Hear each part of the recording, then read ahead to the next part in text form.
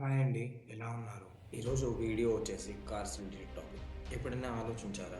మీరు ఇప్పుడు వాడే కార్ ఎన్ని చేంజెస్ గురి అయిందో అని? మొదట్లో అంటే 1886లో ముందు మనం ట్రాన్స్‌పోర్టేషన్‌కి కేవలం గుర్ర బండ్లు, పల్లకీలు, ఎద్దుల బండ్లు మాత్రమే వాడేవాళ్ళం.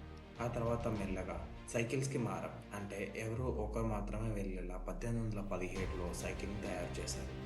దానికి ఎలాంటి మోడల్స్ ఉండేవి కావు. కేవలం ఒక గడ్డి మీద కూర్చొని తోసుకుని వెళ్ళాలి. దాన్ని అప్పుడు వెలోసిపెడ్ అని పిలిచేవారు.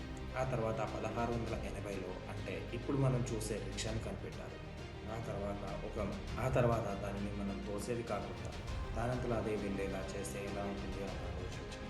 1649 ఆ సమయంలో ఆలోచన వచ్చింది. హ్యాండ్స్ బూచ్ అనే అతను వైకల్యం ఉన్న వారికి వీల్ చైర్ తయారు చేశారు. అంటే వెనుక నుంచి ఒకరు తోసుకొని వెళ్ళేలా. ఆ తర్వాత సెల్ఫ్ ప్రొపైడ్ అంటే మనిషి అవసరం లేకుండా దానంతట వెళ్ళే బండిని తయారు చేశారు. ఆ బండి గంటకి 1.6 కిలోమీటర్లు వెళ్ళేది.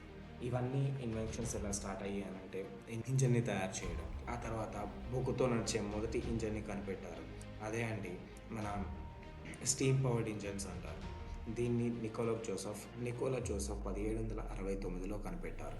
19వ శతాబ్దం మొదట్లో అంటే 1804లో డి రివాస్ ఇంజిన్ని కనిపెట్టారు. ఫ్రాంకస్ ఇసాక్ అనే అతను డి రివాస్ ఇంజిన్ని కనిపెట్టారు. ఇది ఇంటర్నల్ కంబషన్ ఇంజిన్.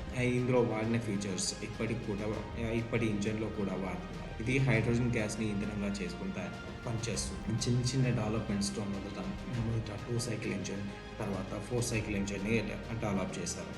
అందులో ఇంధనంగా కిరోసిన్ వాడారు మొదట్లో. కార్ల్ బెంజ్ గారు కిరోసిన్‌తో నడిచే కారును తయారు చేసి అందులో చాలా మోడల్స్‌ని మార్కెట్‌లోకి విడుదల చేశారు. 1890లో కాట్లిన్ డాంప్లర్ గారు హై స్పీడ్ పెట్రోలియం ఇంజిన్ని డెవలప్ చేశారు. 1926లో కాట్లిన్ డాంప్లర్ గారి కంపెనీ బెంజ్‌తో కలిసిపోయి డాంప్లర్ బెంజ్ అదే అండి ఇప్పుడు మనకు తెలిసిన మెర్సిడీస్ బెంజ్ బ్రాండ్ ఫామ్ అయింది.